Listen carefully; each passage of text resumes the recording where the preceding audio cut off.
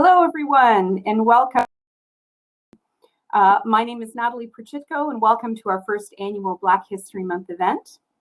The Whitby Chamber of Commerce respectfully honors the knowledge and understanding that we are on the Treaty of Traditional Territory of Mississaugas of Scugog Island First Nation of the Mississauga Nation. May we respectfully honor the knowledge and understanding of the Indigenous stewards of these ancestral lands and ensure that the voices of the First Peoples are represented in our collections, programs, and services. Our event theme today is one that's near and dear to my heart. It's growth, promise, and beyond. Well, and we came about as we chatted with our keynote. Thanks, Cassandra. I kind of absconded with this theme while we chatted, and I'm giving her full credit. And you'll meet Cassandra in a few minutes. To us, it means that we're inspiring growth. So what does that mean in terms of inspiring growth? Well, I would say that inspiring growth means to help and support all Black business, the entire Black business community, but also inspiring growth within ourselves. That we promise to instill that work through the DEI Committee's work plan, our board, and our business community, and that we continue the conversation beyond today. So growth, promise, and beyond. So you'll notice some great features of our virtual space. I know we had some difficulties, and I apologize for but it's provided by our tech sponsor, World Event Center, and they've been busy trying to help everybody make sure they can navigate accordingly. Please make sure you connect with them today and learn about how you can leverage this technology for your future events. And if you are having any issues, please reference our confirmation email. It had tips for making this experience seamless. And if you're still having issues, well, there's help in either of the two help desks, and you can also privately message Sue Sutcliffe, and she'll be happy to help you. So in addition to our speakers, we will have time for networking afterwards. So just jump into a table by double-clicking on the seat that's empty and meet any one of our speakers and our other businesses that are in attendance and continue this important conversation. And Deanna, at the end of our event, will tell you more about that. So another feature we're very excited about are the Durham Region Black-owned business videos, some of which you've already seen, and you'll have the pleasure of seeing a few more between our two panels today. And we have a jam-packed agenda, so please make sure you're really taking advantage of the opportunity to grow your network, build some valuable relationships through the virtual tools we've provided you. Well, and in addition to our tech partner, I'd like to recognize Johnson & Sturms for sponsoring our panels, Geek Speak Commerce, the Ontario Real Estate Association, and Trafalgar Castle for supporting this event through their generous sponsorship. The Whitby Chamber of Commerce is solely supported through business membership and event sponsorship. And we've been around for 95 years because the business community owns the outcome. So thank you very much for your generosity. And today we're joined by many speakers, but I wanted to give a particular shout out to our Diversity, Equity, and Inclusion Committee. You'll hear from some of them today. But since June of last year, they've been working tirelessly to support the Chamber and our business community. And I just wanted to personally thank them for their efforts, insight, and commitment. It is now my pleasure to introduce board member Nick Lee Evans.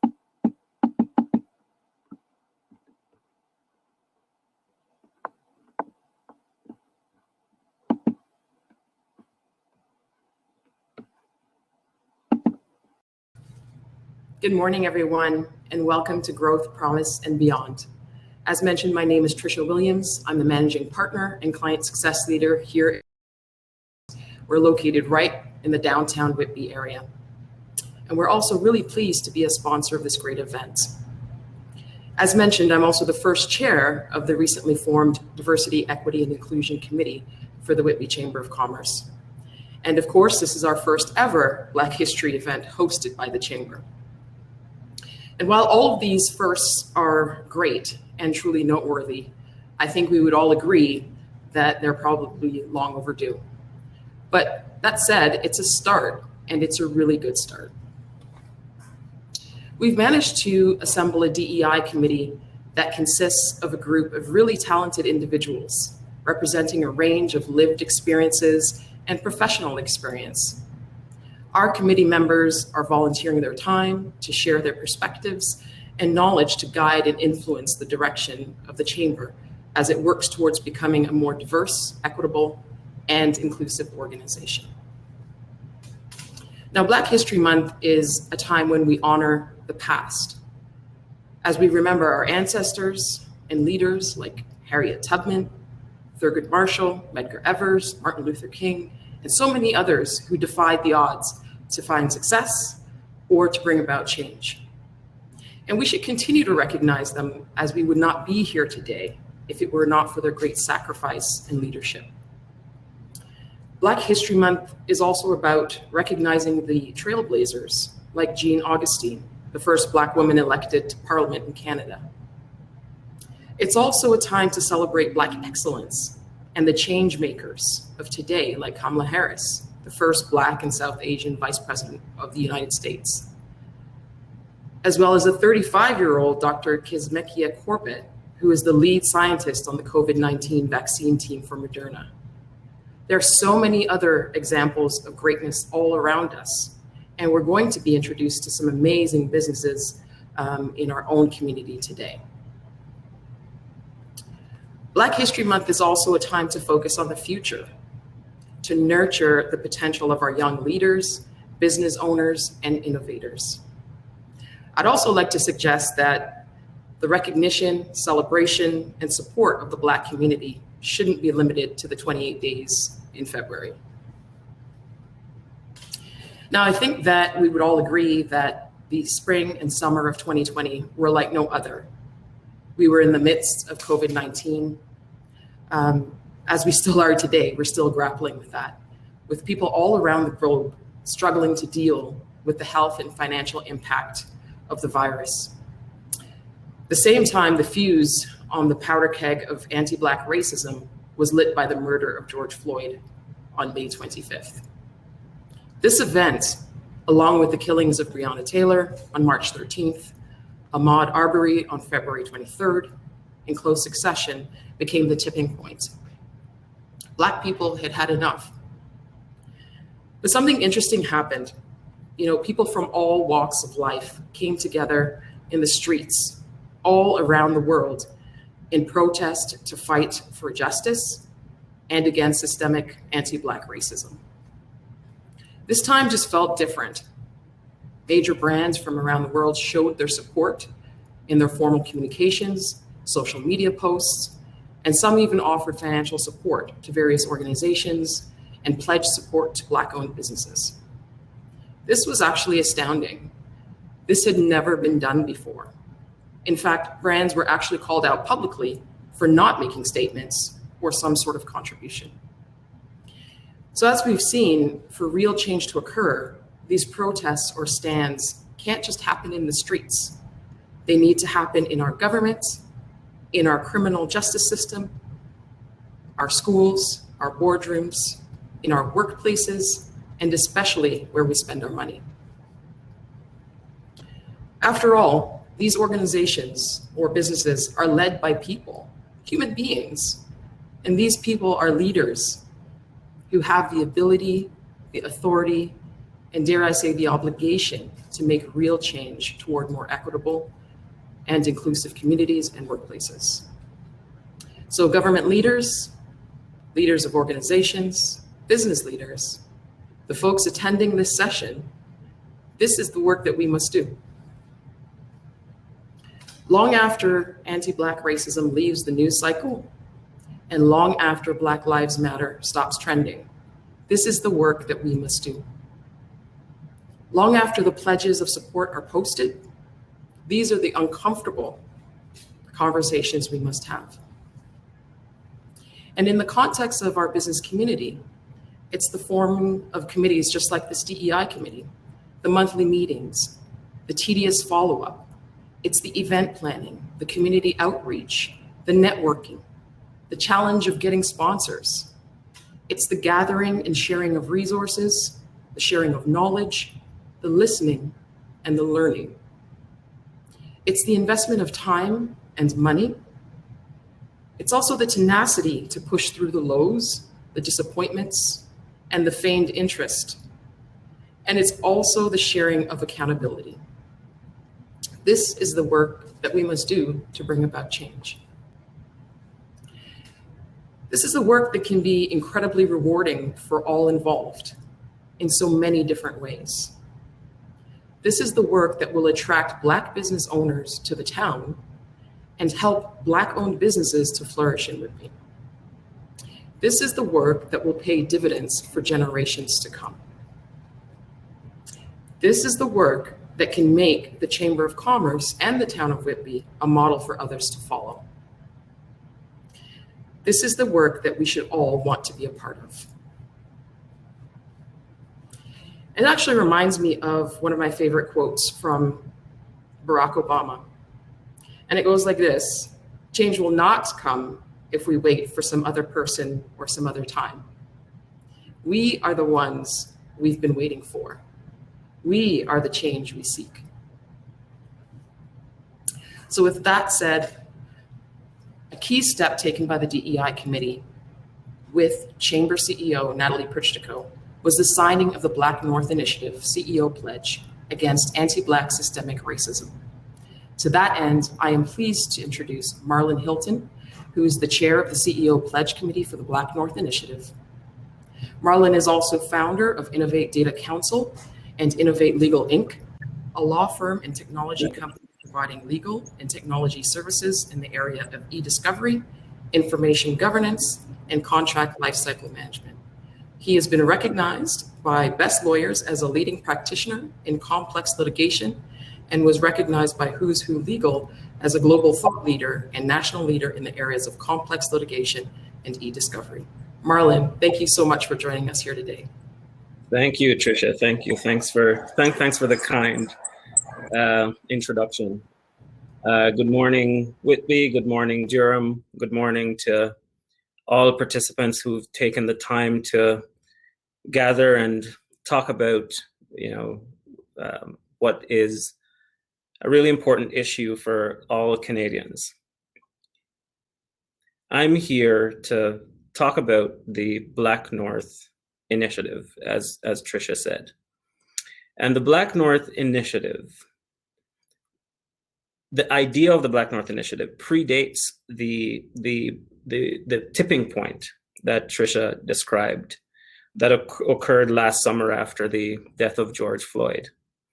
That event certainly was a catalyst to the formation and subsequent growth of the Black North Initiative.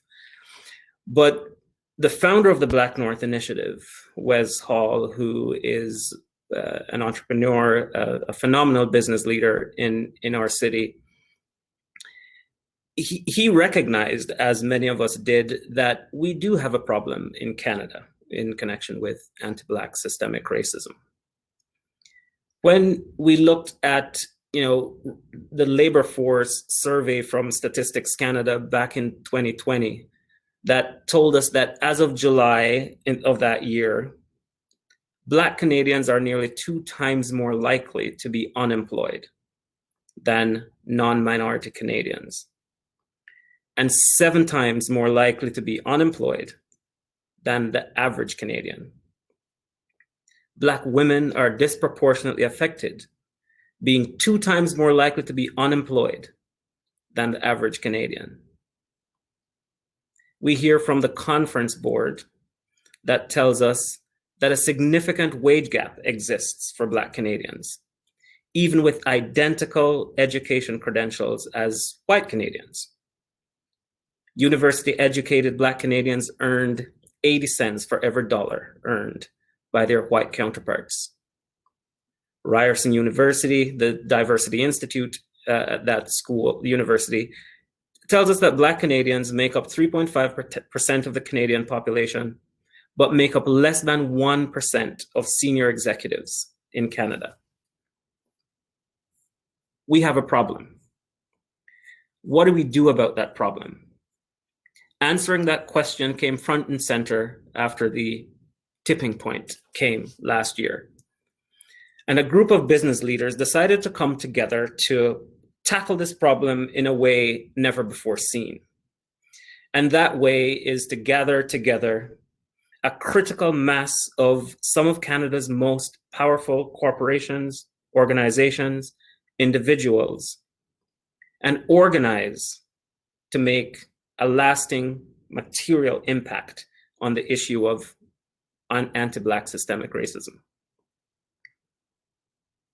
The big challenge for our group is, as the statistics I quoted suggests, there is a pervasive and unaddressed anti-Black systemic problem that results in Canadians failing to achieve their full potential. Out of that comes a very exciting vision for the Black North Initiative.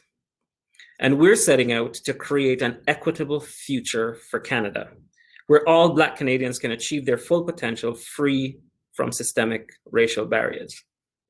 That's a huge task, but the Black North Initiative and its over 250 volunteers and over 400 Canadian organizations signed on is up for the task. And I'll tell you more about the pledge Tricia mentioned and some of what's going on at Black North.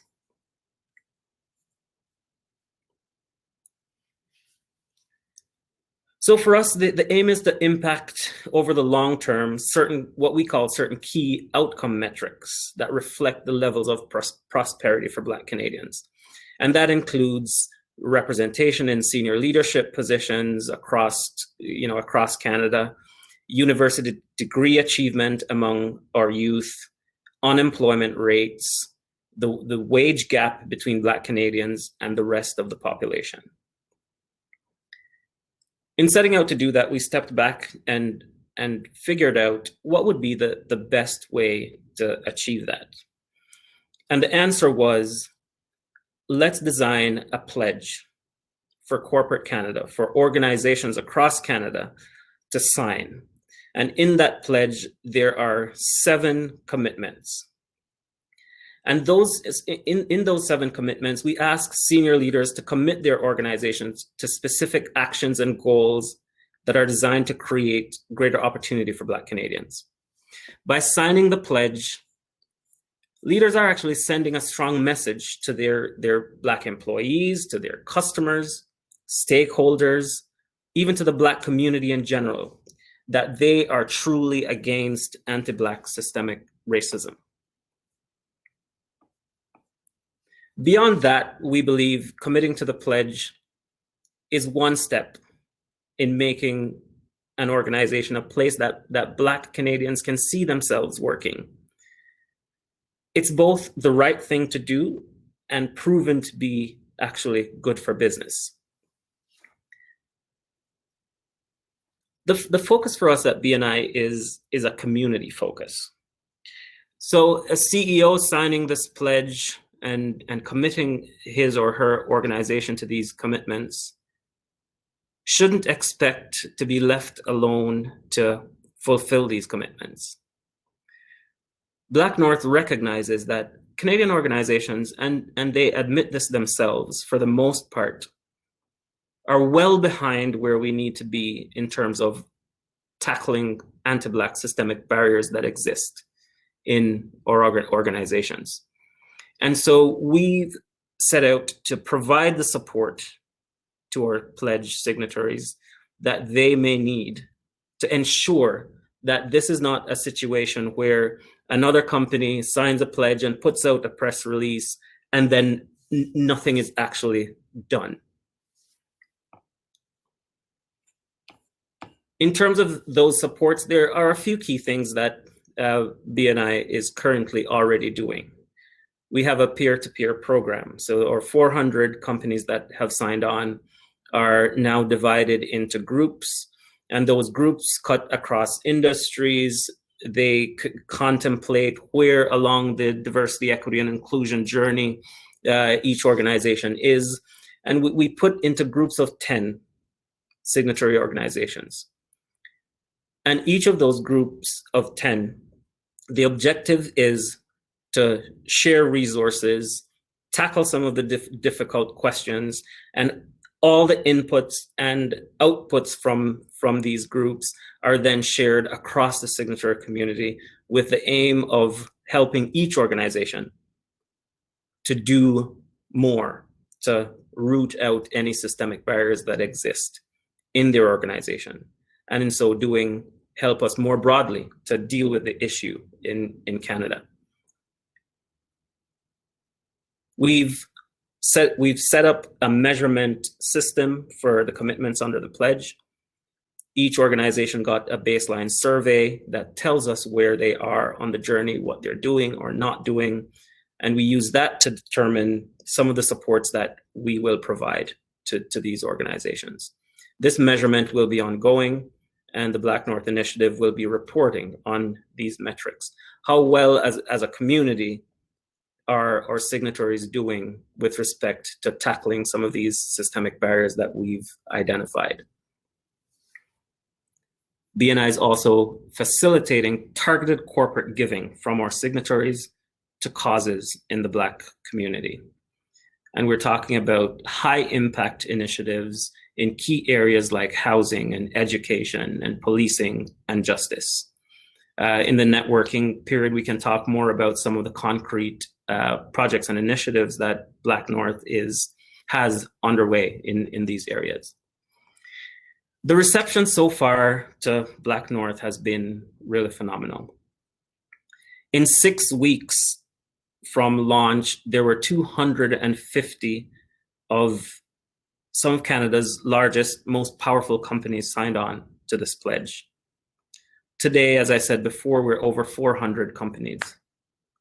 We have just over 3 million in committed donation and support for the initiatives that we are developing. We have significant contributions from across corporate Canada. I said before, 250 volunteers, which includes CEOs, senior leaders in some of Canada's largest corporations, but also include CEOs, other entrepreneurs from small and medium-sized companies, from small companies, you name it. We have those folks involved at BNI giving their time at no cost to ensure that what this organization sets out to do, we can achieve. I'm referring to organizations like the Business Development Bank of Canada. We're talking about Molson Coors, Boston Consulting Group, H&K, Isobar, Dentsu, Pinterest, TikTok, all at the table with a view to assisting Black North to make sure that this time it's different. This time we are a critical enough mass with enough influence and enough power to actually remove some of these barriers that prevent our kids from having equal opportunity, that prevents our Black businesses from having equal opportunity, and in so many other areas as we've already talked about and identified. BNI continues to grow. The framework for achieving the vision that we've set out to achieve is in place. And we encourage you as business owners to sign the pledge, but not only sign the pledge, get involved.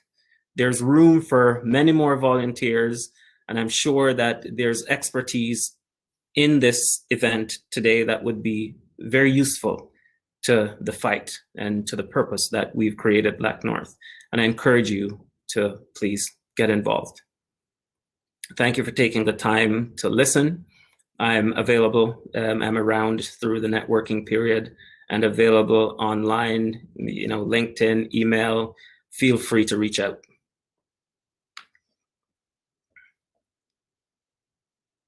You're on mute, Natalie. I don't think we can hear you. Thank you. I appreciate you giving me the heads up. Yeah, I did want to say thank you. And as you noticed, Marlon mentioned he will be sticking around and networking. So if you have questions about Black North Initiative or the CEO Pledge, feel free to even send him a note through private messaging as well. I'm really looking forward to working with the Black North Initiative, and so appreciative, Marlon, that you attended our event and provided a much better understanding of the initiative and what my signing the CEO Pledge means to our organization and to the business community here. Thank you, Natalie. I look forward to working with you. Thank you. Thank you. I now have the absolute pleasure of introducing our keynote speaker today, Cassandra Dorrington. So Cassandra is the president and CEO of the Canadian Aboriginal and Minority Supplier Council. She and her team led the charge of championing business relationships and economic growth of the Canadian supply chain through the inclusion of Aboriginal and minority suppliers. And known for her involvement in both the business and community environment, Cassandra has been named one of Diversity Canada's influential women in diversity in HR. She sits on the National Advisory Council for Public Service Procurement Canada, for the Government of Canada, and Dalhousie University Board of Governors, as well as she is a member of 2 national departmental audit committees. Welcome, Cassandra, to our virtual podium, and I'm looking forward to ongoing learning. Over to you, Cassandra.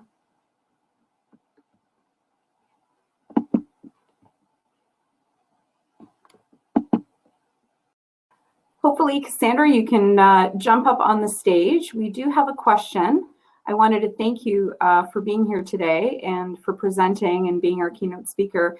And I especially want to thank you for giving chambers and boards of trades a shout out and local networking and how important it is to local businesses. Hello, Joanne. I'm glad your technology worked. There is a question actually for you. It is in the chat and it is long. It's from MP Ryan Turnbull, who is our local MP. And he states, I don't know if you can see the chat? Like yes. Me to read it to you. Okay. I've seen it. Wonderful. Okay. Would you like to speak on that for a second? And then I'll do my thank yous and introduce our panel. I certainly would. Okay. Thank you. Thank you very much for the question. I am, as you might well know, I am excited, adamant, anxious, everything, because government procurement is huge. We've been working with PSPC now for the past probably about 3 to 4 years, in trying to sort of say diversity is an issue. How do we get it inside? So we finally got to the table that PSPC under the with OSME is looking at, let's identify some pilot projects. And so they've got about, I don't know, 10 or 12 pilots that they put up there targeted at Black businesses. But myself and a group in discussion with OSME and PSPC said, okay, what we need to do is we actually need to have a policy in place. Because what happens is if we only have pilots and they're subject to, there's not a whole lot of infrastructure around to support them, what will happen should this government change or these ministers change, that process will change.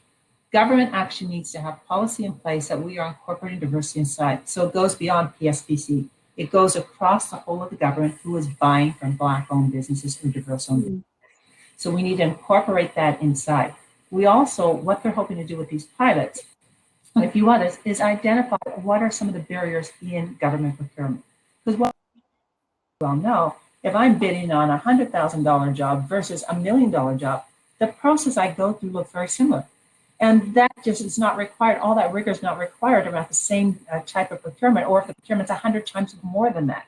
So we're trying to make sure, let's inform what are the actual steps you need, how much risk management has to be put in place to actually get that supplier on board.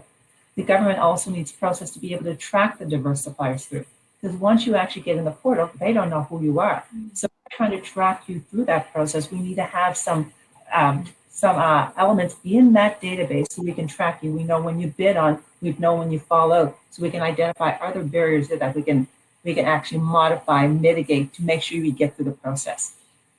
So as I said, there's a number of policy where we're trying to push on Treasury Board to get the policy in place. The pilot's a good start, but we want it more than just the pilots. We want the opportunities to cross the whole of what government buys, that Black businesses have a chance to do that. We also know right now, one of the other things we're working on right now is Tech Nation has a portal. So anyone who does IT services, we're encouraging the diverse suppliers to go into the portal. The portal has a direct link into various departments. So we're trying to get more exposure for Black businesses across government through the Tech Nation portal. So Ryan, there's a lot to do. We're just at the tip of the iceberg. We want to make sure the will's there, the desire's there, and that's what the infrastructure there to make it successful. It's not going to be short term, it's a long term, but they are the biggest procurement agent across Canada. So once long term we can get that infrastructure put in place, there's nothing but an upside for this whole equation. Yay. Well, I hope that you can connect afterwards, and I put your organization's website link into the chat as well. But feel free to reach out to Cassandra at your convenience. I am now moving on to our next activity for our panel regarding Black business support. And it's proudly sponsored by Johnson Insurance. I know Yvonne is in the room, so if you're looking for her and want to know more about Johnson, please feel free to message her or talk to her after the event. And Cassandra's got amazing folks to join her. Ross Cadastre, Vice President of Black Business Professional Association, is joining her. Philip Joseph, creator and host of Rep Matters, as well as Dr. Russell Southwell, founding Chief Executive Officer of Business Initiative. So over to you, Cassandra, and the panel to provide more detailed information. Thank you. Perfect. Thank you very much, Natalie. And good morning, gentlemen. Morning. I'm happy to see you. Good morning. Okay, excellent. Now, I don't see Mr. Southwell speaking, but I'm assuming he's someplace here. Okay, perfect. Upon just like that, it appears.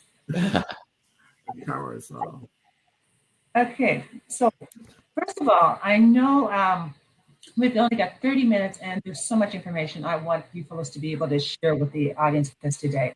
So I will say to the audience, welcome to our session on empowering and growing Black businesses. I'd like to start off the session by giving each of our esteemed panelists about 2 to 3 minutes to talk a little bit about who they are and what brings them here to this panel today. So let's begin. Phil, if you could start off, please. Sure. My name is Phil Gagnon-Joseph. I'm based out of Montreal. So basically what I'm focused on is kind of identifying barriers for the Black community in tech and VC and finding ways to dismantle those, finding innovative ways to do so. And so in partnership with Real Ventures, we created a show called Rep Matters. And it's an interview series where we interviewed Black entrepreneurs and investors, specifically in tech, and really spoke about the Black experience. And so if you want, more details on that, I have a link on my info that you can just kind of click on and it'll take you straight to the website. Yeah, that's kind of what I'm focused on now and what I'm here to talk about. Perfect. Thank you so much, Phil. Ross, you can introduce yourself, please. Yes, my name is Ross Cadas. I am the Vice President of the Black Business and Professional Association. We are a 38-year-old organization advocating and building programs for Black businesses throughout Canada. My other job, I'm the founder and CEO of a recruitment and staffing firm. I spent 25 years in recruitment and staffing.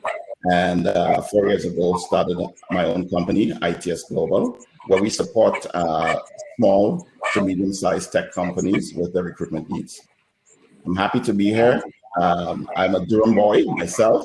So I live in Durham and my office is in Durham. So real pleasure being at this event.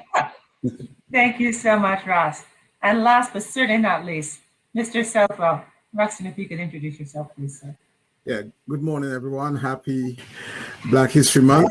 And nice seeing you, Cassandra. I'm not a Durham boy. I'm actually in Mi'kma'ki, the ancestral home of the Mi'kmaq peoples in Nova Scotia, which is also the historic home of the Black community in Canada since the 1600s. Proud to be here. I'm pleased to be invited to this session. I run an organization called the Black Business Initiative, which has been around since 1996. I'm the interim CEO, but I was also the founding CEO, the first staff member years ago. And we provide a myriad of business services to folks who want to get in business, who want to grow their business. And we provide all services from lending, counseling, coaching, and additional support. We've been at it for 25 years with varied levels of success, but certainly making an impact in the overall Nova Scotian economy and by extension, the Canadian economy as well. We're also part of the current group working on the Black Entrepreneurship Program that was announced in September. I'm glad to be here. Well, as the audience can tell, I certainly picked the right 3 people to be able to share information, so I'm excited about that. Let's begin with Phil. Now, Phil, in the current environment, and as we move forward, the world of tech seems to occupy a lot of our resources and businesses, and it drives the economy in so many different countries. Why did you move into this area of tech? And exactly, what is the problem you're trying to solve here? Yeah, so my background is something completely different. I used to train athletes, here in the States and in China, and going through that, I realized that what I really wanted to do was have an impact on my community. And then I thought, well, how can I do that at scale? And it's tech. Everything goes through tech now, right? And we've seen that amplified, especially during the pandemic, where we really rely more and more heavily on these tech companies to provide services and make things more efficient for us in our lives.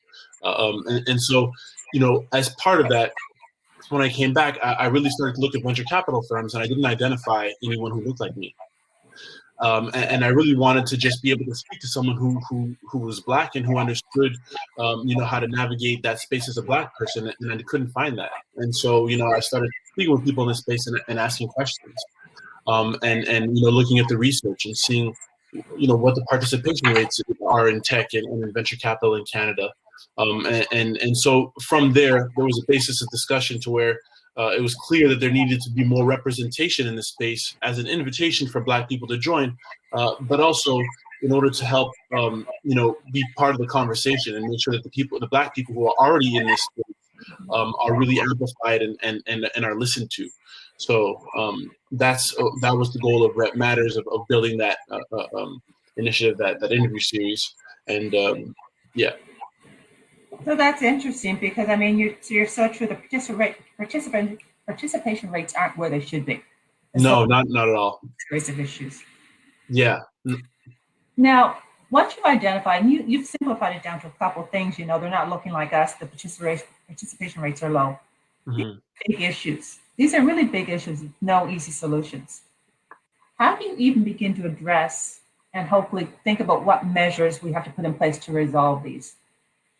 Well, there's multiple barriers, right? And I think that ultimately what needs to happen is everybody, every step of the way needs to take accountability for the barrier that exists within their framework. So whether we're talking about, making sure Black kids are encouraged to go into STEM, as early as high school, whether we're talking about universities making sure that they have inclusive environments for Black people to be able to join in the STEM fields, et cetera.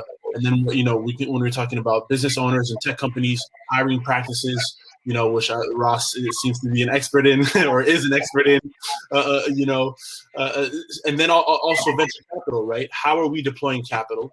Who is deploying capital? Because everyone is biased, right? So, a white person will more easily deploy capital to a white founder because it's trust, and so Black investors will also deploy capital to Black entrepreneurs, about having representation in that space as well.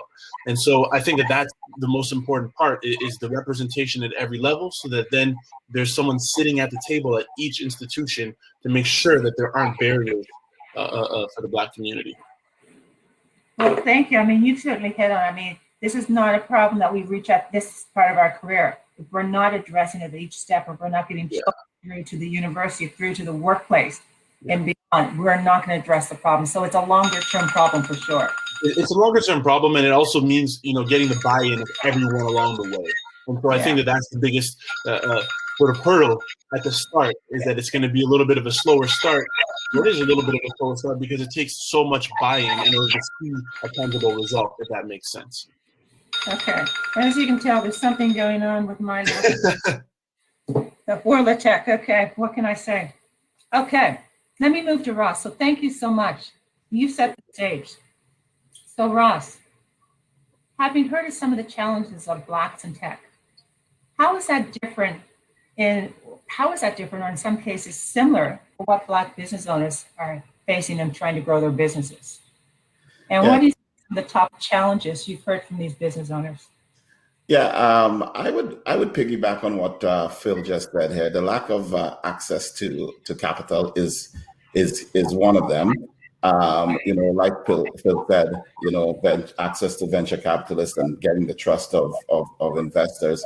But, funding is the lifeblood of any business. And, our businesses, the Black Gold businesses, we're sometimes not prepared to navigate through the funding processes and don't receive the support that we need in order to take advantage of funding opportunities. So, for example, the BBPA did a survey in March just when COVID hit. And out of 120 businesses, we found that 80% of the businesses weren't able to take advantage of the government wage subsidy or the SEVA loans, okay, as opposed to 30% of general businesses across Canada.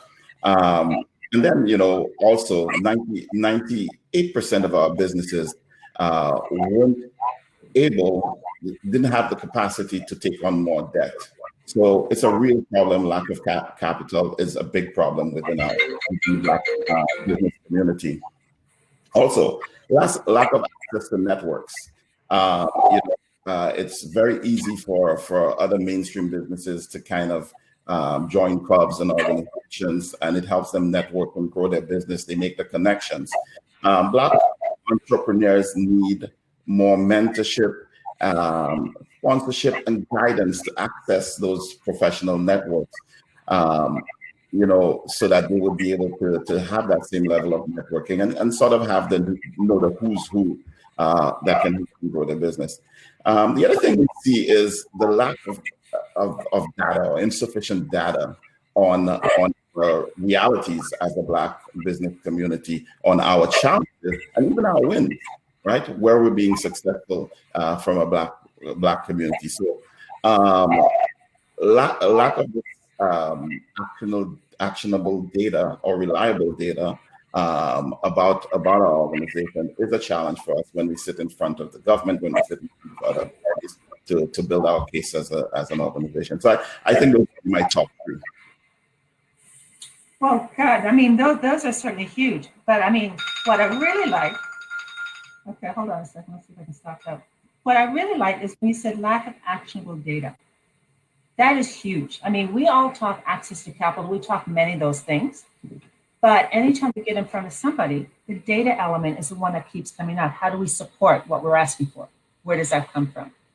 That's huge. I'm glad you said that, because that's huge in any area that we go to. Now, in some cases, there's some systemic issues. In other cases, it's situational issues. And in other cases, it's simply, it could be issues that are akin to other SMEs, small and medium-sized enterprises. Tell me, what are the supports that BPPA has in place to address some of these challenges and assist the business owner to grow and flourish? Because I mean, you've identified a whole bunch of issues. Yeah. How do we help them? How do we help them?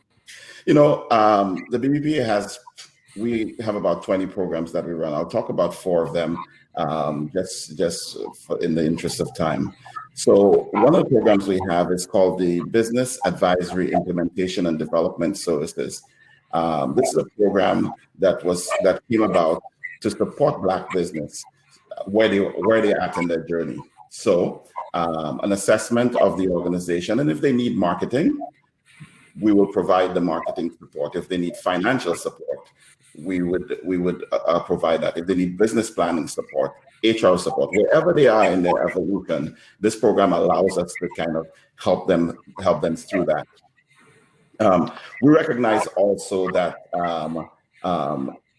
we have a high number of women, Black women, who want to be entrepreneurs. So we have a 12-week program that goes in a 12-week series or 13-week series called the Boss Women Entrepreneurship Workshop, where we have different speakers and every week on different topics to do with how do you get started, how do you market, market your business, how do you use technology to help you go to the next level. That's another program that is very, very, very interesting. The third one is called Level Up. It's financial training for Black businesses.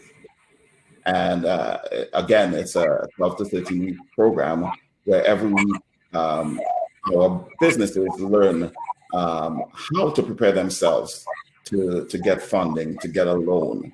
What is the state of the economy, the outlook? We had the Deputy Governor of the Bank of Canada a few weeks ago who kind of spoke about what the outlook is for the economy. So that's another program that a lot of our Black businesses are taking part in. And yesterday, we launched a program called BERG, which is Black Business Emergency Response Grant. And this one is specifically for, and I don't know if you're aware, but the businesses of Little Jamaica, Eglinton West, have had a number of challenges.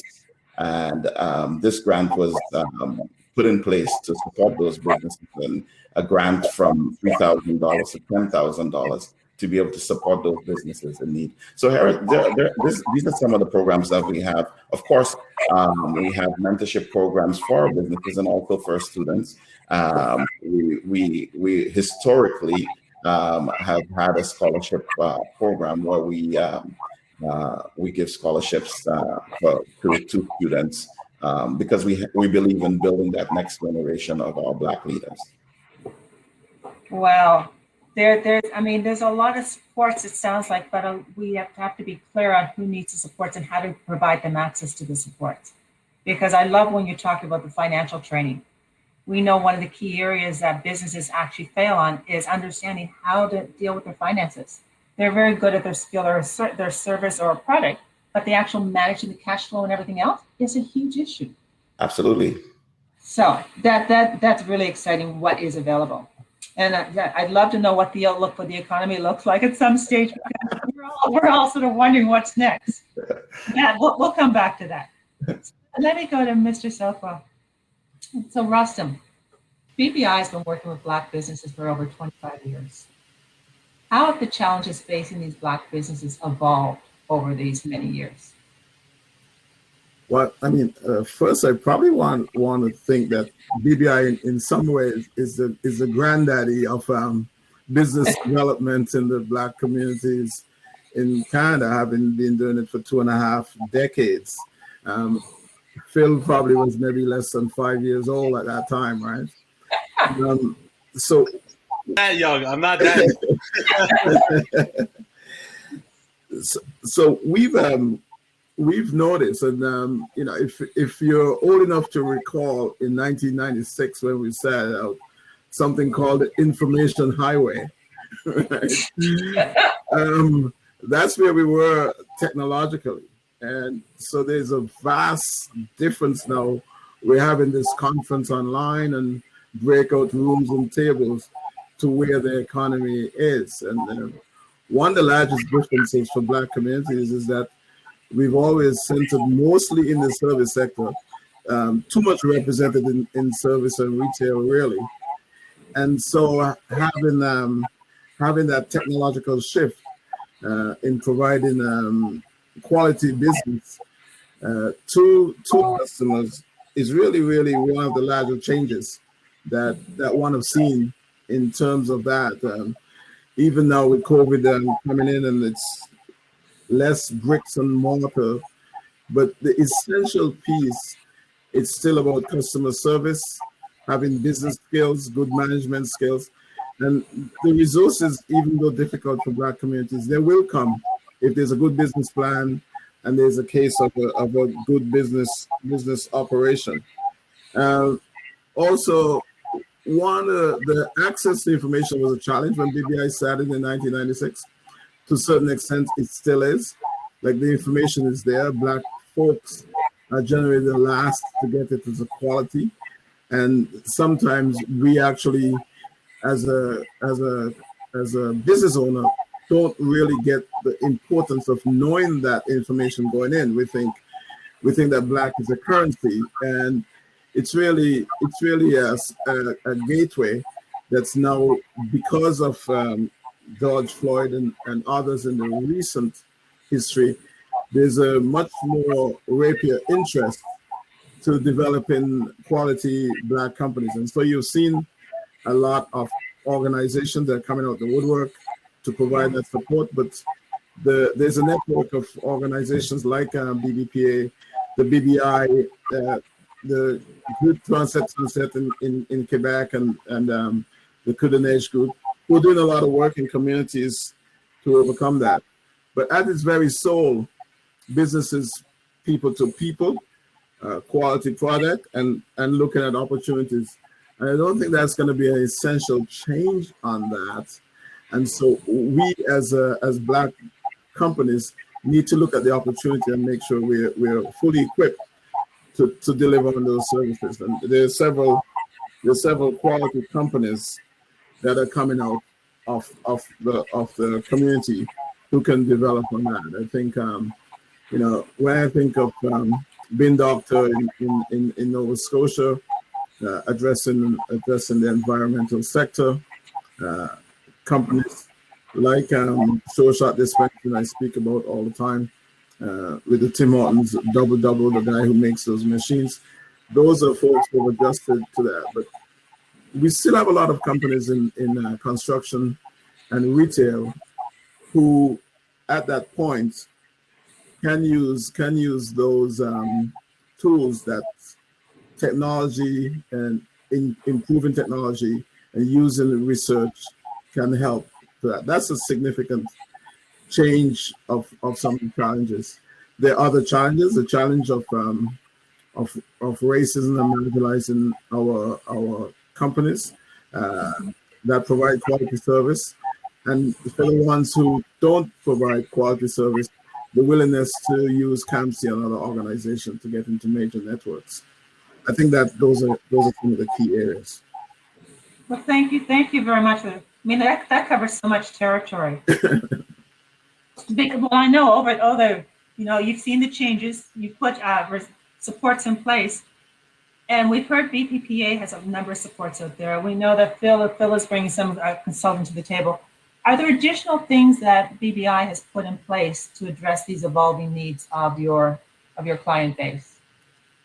Yeah, so for many years, we like to position ourselves in a way that in order for us to be successful, we have to be far ahead of the next guy. I know that's been said in so many ways for Black communities, like you need to do more, work harder, be more, sweat more, make less money and all those things and become successful. So we've always spent a lot of time on strategy, trying to understand what the private sector is doing, what the government is doing, and then responding to that. So some examples is like our Businesses Jamming Youth program, which is a charity that does good work with young folks in coding and STEM and STEAM products, but also teaching them to do one-on-one business with work models on the road, mentoring the young entrepreneur from 9 years old. And we've seen tremendous success in that. An example is the Hope Blooms Kids with the salad dressing company that now own a community kitchen in the inner city. They have their own garden. They manufacture salad dressing that's in the Atlantic Superstore and Love Lovers Train. And that's going on for many years. And that's one example. But there are also individual examples like Ross Simmons, who's a young man who was about 14 years in the Businesses Jamming program. He went on to become one of my bosses as on the chair of the BBI board, and now has a social media company doing phenomenal work. And the Businesses Jamming program is recognized, supported by Dalhousie University, Royal Bank, and others. But we haven't stopped there. We actually invest a lot of money on business skills development and strategic thinking. An example is in Nova Scotia, with such a historic Black community, we know that the agencies that needed help, and we created what's considered to be a cultural tourism strategy that helped with the Africville rebuilding of the church. We hired some consultants.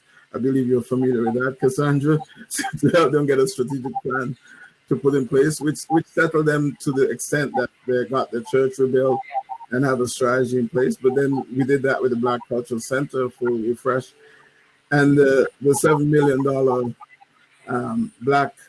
Black Loyalist Museum in Shelburne, was largely a project which I believe you were the chair of the board at the time, Cassandra, when we fought to support that and develop.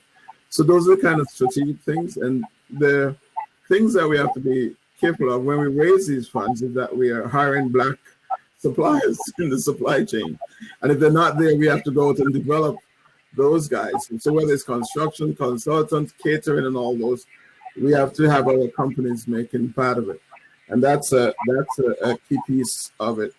We continue to have very effective things like our business summits. I think about 4 years ago we had Valerie Jarrett, just around the time when Trump won the elections, and then the last one we had was Emma St. John, who at the time a few years ago, she's now the CEO for Netflix. So we had some key business changers who've been in that process. And unless we do that and see the broader world that's happening, because we're not in isolation, in essence, that business is business. And so we have to learn the business game plan and the rules and then modify it to our organizations and companies so that they're more successful. And so that's our hope. We've put in place a very strong strategy as we go forward. And as I said before, we're playing a significant role with the Black Entrepreneurship Program that was announced by the federal government in September, the $221 million, in making sure that same strategy goes pan-Canadian, including organizations, I think you heard from BNI, but the Black Opportunities Fund and others who are now on the ground trying to raise the bar in those strategies. I'm going to interject just for a second because we're going to run out of, there's so many things I want to talk to you all about. But I want to make sure as we're winding down for our last couple of minutes, and Russ, you hit on a whole bunch of things where we're positioned now. I want to hear from Phil and Ross, your vision for Black businesses in the next 3 to 5 years. I'm not going to push it any further out because we know the world changes in about an instant. So your vision for Black businesses with all the supports and opportunities you see available, your vision in the next 3 to 5 years. I'll go ahead if that's okay, Ross. My vision for the next 3 to 5 years would be to see an increase in venture capital deployment towards Black founders, right? Helping Black founders go from a sort of smaller scale incremental business model to a fast-paced scalable model in tech specifically, right? This isn't for every industry. I'm talking specifically to tech though, because that can generate a huge amount of wealth, right? And if they're then employing Black people and redeploying that capital, through the supply chains and what have you, I think that would be amazing to see in the next 3 to 5 years, and I think it's entirely doable. If the right pressure is applied and if the right people have the right intentions. Fantastic, Ross. I think, as I think about Black entrepreneurship and where we come from, some of the stats, the average salary in Canada across non-Black is $50K, for Black is $38K. As we start to grow in the next 3 to 5 years, what I see happening and what my wish is, I see more Black people leaving the workforce and trying to become entrepreneurs themselves. And I think the next 3 to 5 years will be important in providing the training, the infrastructure, and the funding to allow them to grow. Let's face it, we have a lot of smart people in the Black community, a lot of people that can get it done. So in the next 3 to 5 years, what I would see is more training, more development, and more preparation so that when we are at the table or when we have our own table, that we are able to execute and grow. I love where this conversation is going. I just get all excited about this. So Mr. Southwell, you started this process when you consider a lot of things started at the BBI in Canada for Black entrepreneurship and the whole and here we are at this point. So I'm going to leave you with the last words, your vision in the next 3 to 5 years for Black businesses. Well, I think in my history, and it's a long history right now, we actually haven't seen the kind of opportunities that we're seeing right now. there's a because of COVID and the murder of George Floyd, there's a new openness. And I think one of the speakers earlier on spoke about the CEOs, the moderate CEOs who were supportive but quiet now have a voice, and they're using that voice and impact to influence. So I would hope that we can have a robust strategy that's fair and effective to help good business and owners and entrepreneurs to amplify their companies and grow and be a true part of the economy, and even those who are not so good to find their feet and find their place as well. I like to believe that in an economy like Canada, there should be nothing about us without us, and I think there's a chance for us to live that mantra in a real way. The moment is now. The opportunity is there, and to your point earlier on, Cassandra, it's a future is now beginning. Let's go out and execute on it. Okay. Now, thank you, gentlemen. I mean, this has been incredible. As I said, I could go on forever because it's so exciting, because we don't have enough people in the space you are. We don't have enough people pushing that forward. When we see the Facebooks and everything, that's where the money, the energy is coming from. So I'm so enthused at what you're doing. Ross, the ports required, I mean, are endless what's required. But when we start to see, when you talk about boss women, you start to see the training for it, so the communities, that's exciting, because we're providing access and funding to what's needed, and the possibilities are endless where they go. And Rustam, you've had this vision for a long time, and it must be incredible to actually see it come to fruition. And there's just so much more to come. So gentlemen, thank you so much for sharing this morning. It's been incredible. And back Thank you for having me. Before we let you go, we did have a question. So much support. Thank you very much. Where should Black entrepreneurial startups start? If somebody could answer that question. We've got 8 videos in the queue. So after this question, we'll move to videos. Thank you, guys. And actually, I'll let all of you, because I know you all are in that whole world. So if you can all reach in and answer that question, that would be great. Thank you. So I can jump in quickly. I think the recent call for proposals for the ecosystems is going to help with that. We've been doing it in the Atlantic for 25 years, and there's certainly be others, and that would strengthen the areas. There are supports like the BBPA in Toronto. I'm a member at large of that organization and that board. There are folks in the West as well.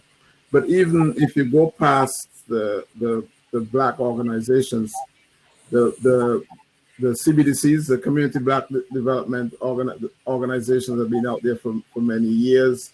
Others like Futurepreneur and others in that space for entrepreneurial supports.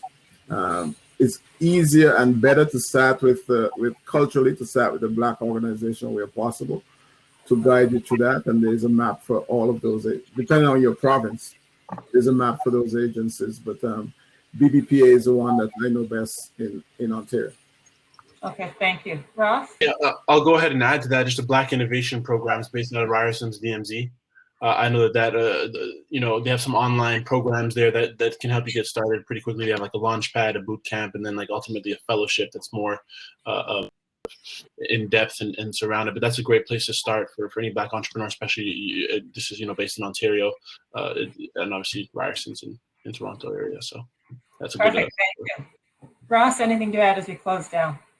Nothing. I think Rustam captured it, except for if you're thinking of starting a business, get registered. Register it. That's the first step.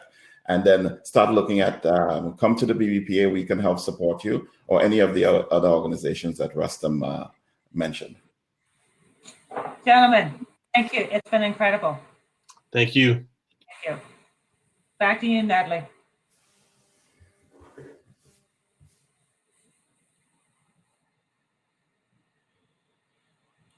Mind, I've put all of your emails into the chat because people were very interested in maintaining the ongoing conversation. So I'm very pleased to now throw back to 8 additional videos for you to take a look at local Black entrepreneurs, and then we're back with another panel. Stay tuned.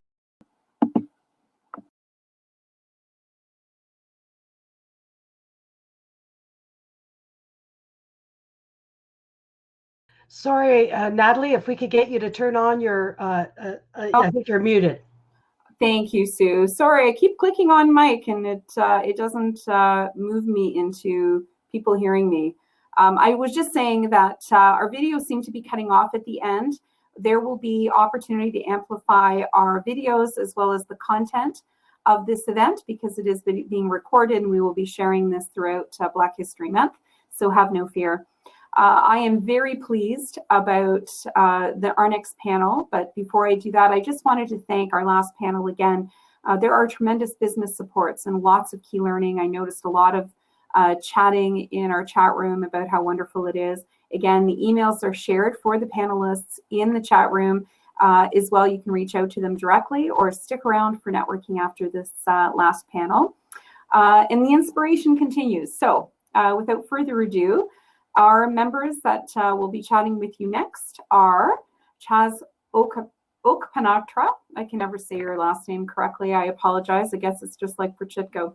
Dale Pratt, Ernest Ogilvie, and Maud who's Ricky Boss, which over to you, Chechi. She's a member of our DEI committee too, as a matter of fact. And let's hear more details about your businesses. Thanks, guys.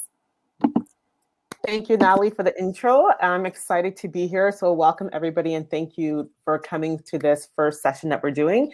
As Natalie said, I'm Uchechi. I am a business and lifestyle strategist. I'm also an author, speaker, publisher, on wholesale expert.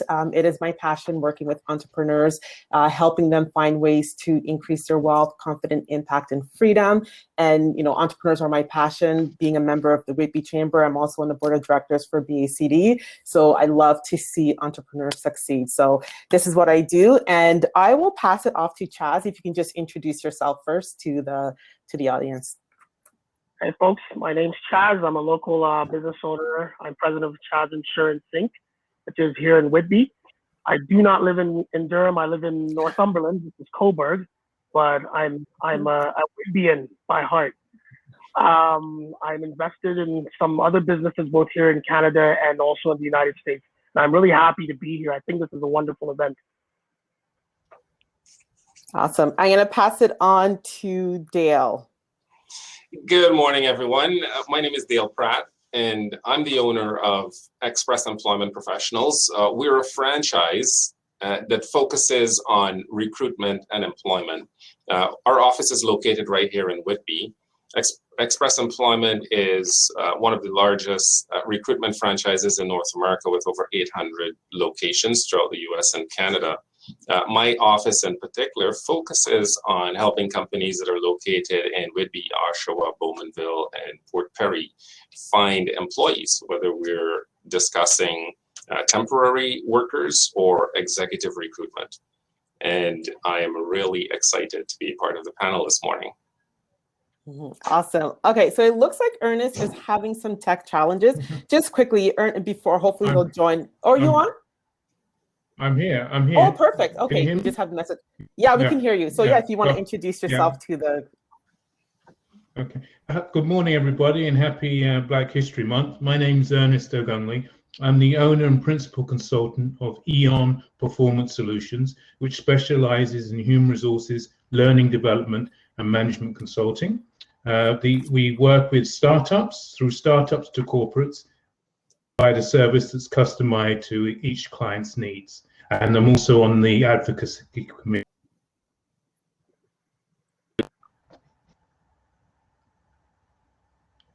Okay, I'm done. Awesome. I think you just. Okay, I think you cut off for a little bit. Okay, I'm going to jump right in because I have such great questions. I have some questions for you guys. So Dale, I want to start with you. So of course we're celebrating Black History Month today. And so I want to ask you, what does that mean to you? And why do you feel it's important for us to recognize and celebrate this month like we do? For me, Black History Month is about a recognition, celebration, and a celebration of the contributions of the Black community globally. I don't just look at it as North America. Yeah. And it's also a period to reflect on some of the things that we've done well and some of the things that we can improve on. And as I look globally, there's so many things that we can be proud of. If we look at Nelson Mandela and the anti-apartheid movement in South Africa, or we look at the development of the Caribbean, the West Indies, and the independence movement, and all of our political leaders that played a role, whether they were from Guyana or Jamaica or Trinidad or Barbados or so many of the other English-speaking Caribbean territories. When we look to North America and we look at the key figures in the civil rights movement, such as Nelson Mandela and Rosa Parks, or we can even look at it culturally, and we look at the contribution of Bob Marley, or for those of us who enjoy soca, we look at the contribution of Sparrow. There are so many things that we can be proud of, and yet there are things that we can work on together to improve our community. And for me, Black History Month is about all of that. Absolutely. And I think, one thing I know for me is where it's obvious we stand on the shoulders of giants that have come before us. And so this is why it is so important for us to really celebrate and acknowledge this month. And the other thing too is like when you think about it, it's only been in 1995 that Canada, like the House of Commons, officially recognized February as Black History Month. So again, this is something that we can build upon and really celebrate in a big way. Right. So Chaz, I want to head to you right now. So, in terms of the business community here in Durham, what has been your experience and how have you found it to be a Black entrepreneur within our community? Okay, so it's a loaded question. I'll try not to run too long. But so I will say that first off, in general, I think that the Durham business community has been very supportive to me. I immigrated to Canada in 2012, and I purchased my first business, which was a cooperators agency, in 2015. So I would say that there have been challenges and barriers eventually, obviously. I mean, there are hundreds of other insurance companies, and many of them are people who have either grown up here and have, the third generation or second generation. Yeah. So there are barriers just in general, and then there are barriers that are related to, diversity. But ultimately, I will say we're all business people, and we all have a unique understanding of the difficulties that are associated with owning businesses. So, a lot of the people I've had the opportunity to meet have been through the Chamber, the Rotary, and 100 Men of Whitby. And overall, it's been an interesting experience. It's been interesting. I love that. So you have found there's been different organizations. Right? But there has been opportunities for support within our community, you found. There have been some. Yeah. I think that there's a lot of room for more. Right. I think events like this here with the Chamber and with other organizations, once they begin to recognize that there is an issue, there is a problem, then we can make changes that will resolve the problem. But the first step is to allow everyone to start having a dialogue. And I think this is it. Absolutely. Love that. Ernest, the next question is for you, and it's twofold to it. So given your profession, have business owners engaged you in discussion regarding the Black Lives Matter movement and in the sense of how they can do better within their business environment? And follow up to that is why should they care? Like, what is the economic impact and why is it good for business for them to actually care about this movement? Okay, so the first thing is to put it in context. The first thing is obviously the pandemic and the lockdown people's attention on these issues because they haven't been able to go about their regular activities.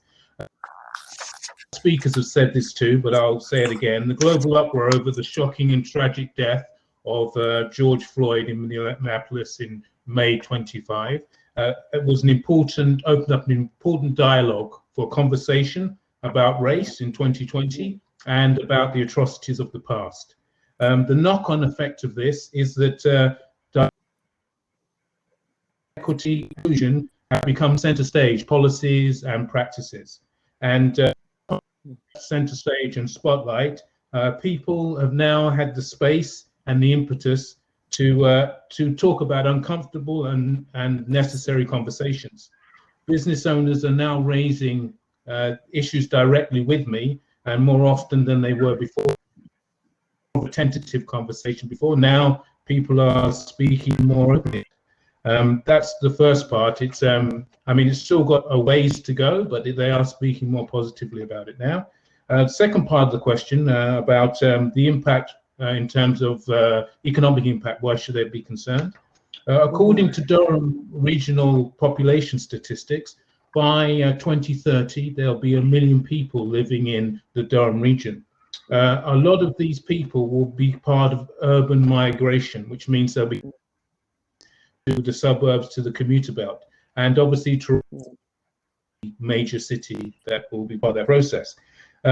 People of color, Black, Indigenous, and people of color will be part of that that cohort, part of that grouping when they arrive. And the percentage of Toronto, according to the Canada's census statistics of 2016, 46% of Toronto the population is foreign-born. So there will be a number of folks coming to Durham region that are from other ethnic groups, different diversity that will be coming too. They'll be taking up projected new jobs. They'll be buying residential and commercial real estate, existing stock or new build. They'll be making business investments already, and all have an impact on how things develop. So it's key. The final point I'd like to raise on this is there's a number of studies that have been done that have shown that this is the case and diversity is in effect. I'll just mention them, but the Boston Consulting Group showed this. Hayes have done a study of 2019-2020, and the most recent one, McKinsey did a study on delivering through diversity report, all showing the benefits, not just the moral and the community benefits, but the dollar benefits of going through that process.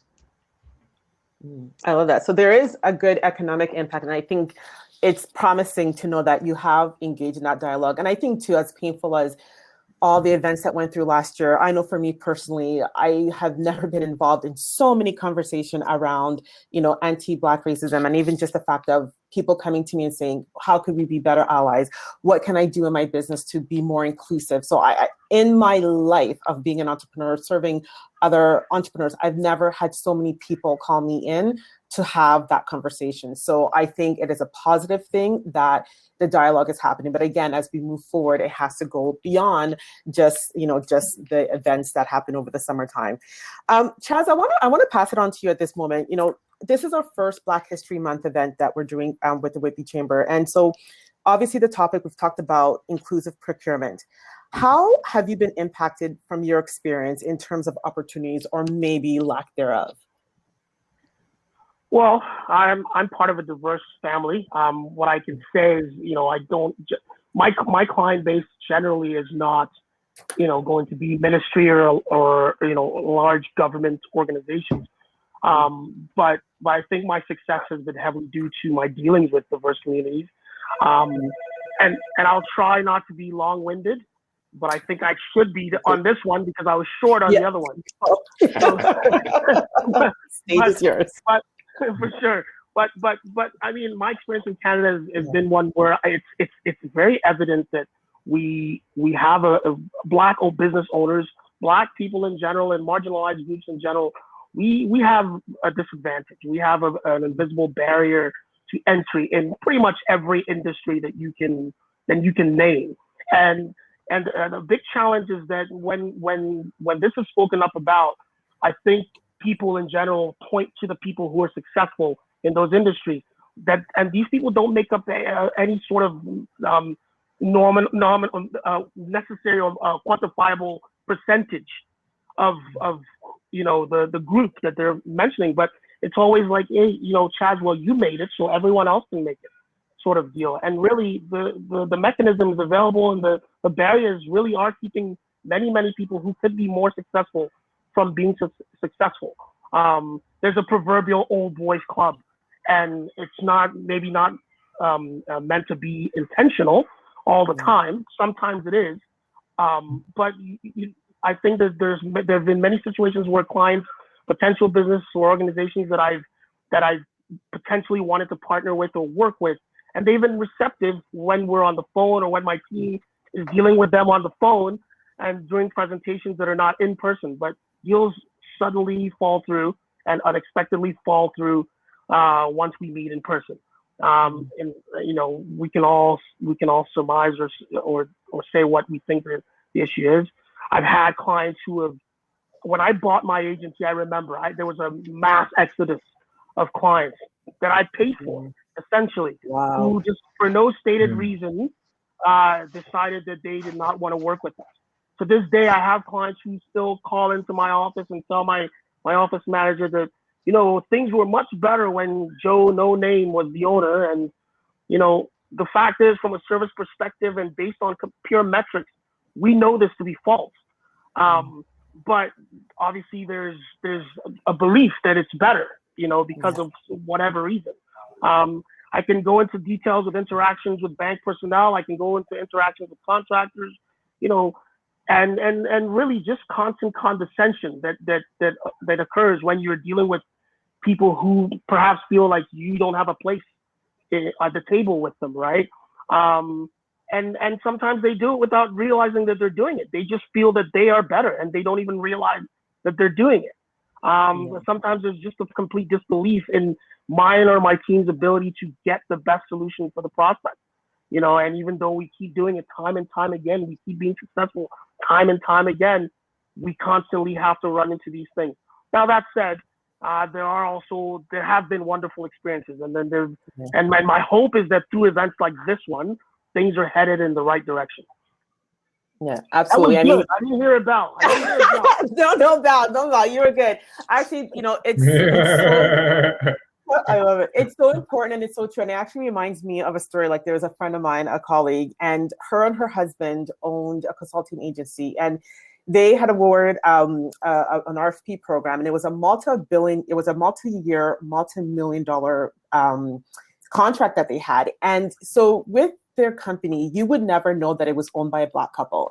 And so 2 years into the contract, everything was going great. The stakeholders were happy. And by some event, her husband and her, they had a meeting with the owners of the proposal that they won. And right after, about a month after that, or no, a few weeks after that meeting, they got a letter terminating that contract, and it stated a clause that they were no longer a culturally fit. Right. Now, stakeholders were happy. This is a multi-million-dollar contract that they have. So they have money against this. They had so many things against this, but it was terminated because of no longer being a cultural fit. And there was a clause that allowed them. And so this is the thing, and this was in Canada. So let's just not get it twisted. This was not in the States. This happened here. So we can say it's not, doesn't happen a lot, but it does happen. And the impact that made for her business to this day, she has it where she has a CEO, and that's who it is. That is the face of her company. It is no longer her or her husband. She's no longer the face. And this is what the reality that some entrepreneurs face, that are minorities face. So definitely, I relate to that, and it's important that people recognize what minorities do face in this whole RFP or investment environment. So it's great we have these dialogue and to start to diminish a lot of these things that happen and the barriers that are currently happening right now. Absolutely. Yeah. So I want to move it to you, Dale. You know, as a Black Canadian, let's chat about your impression. So when you first moved to Durham Region, how did you feel in terms of being, integrating here and the adjustments for yourself?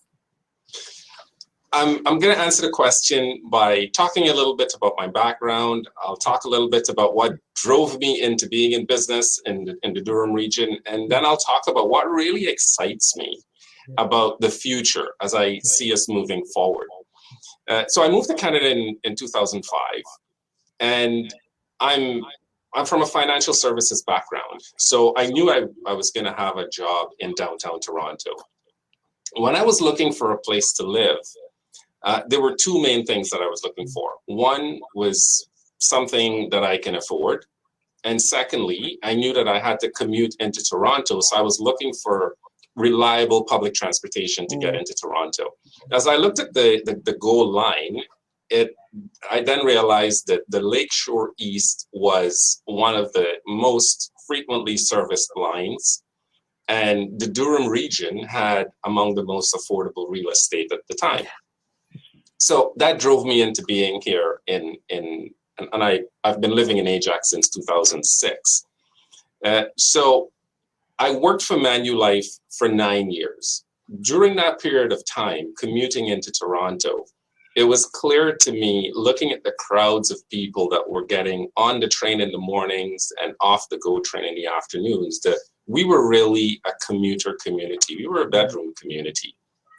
So in 2015, when I left Manulife and I was awarded the franchise to open up the Express Employment office, what really drove me was, of course, I'm looking for a business opportunity that's going to align with what I've done in my past. So I was looking for something where I was going to work with other companies, more of a business-to-business type business opportunity. Secondly, I was looking for an opportunity where I was going to be able to provide professional employment for my internal team.